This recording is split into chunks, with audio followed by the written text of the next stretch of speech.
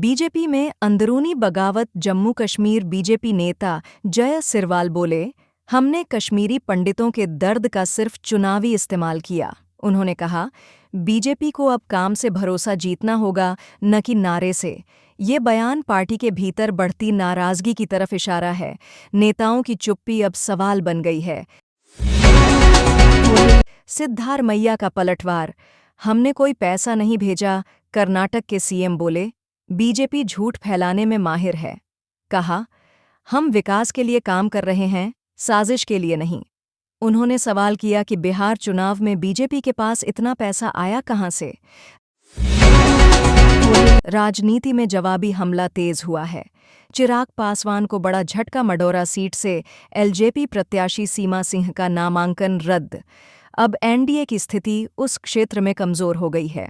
चिराग के लिए ये सीट प्रतिष्ठा का सवाल थी। विपक्ष इस पर तंज कस रहा है कि एलजेपी का सूरज डूबने लगा है।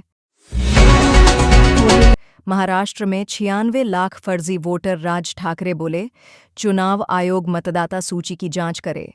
कहा, लोकतंत्र तभी बचेगा जब वोटर लिस्ट साफ होगी। इस खुलासे से महाराष्ट्र की राजनीति में खलबली मच गई है। बीजेपी और शिवसेना आमने सामने हैं। गोवा में आपकी शर्त ईमानदार गठबंधन चाहिए।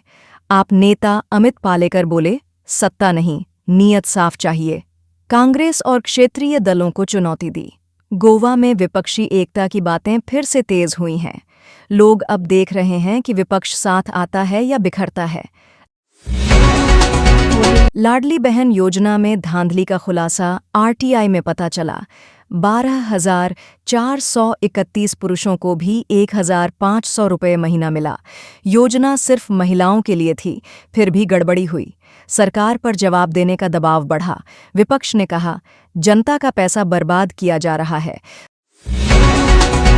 संघ पर रोक के आदेश पर सियासत गरम। कर्नाटक में कांग्रेस ने कहा, पुराना आदेश है, नया नहीं।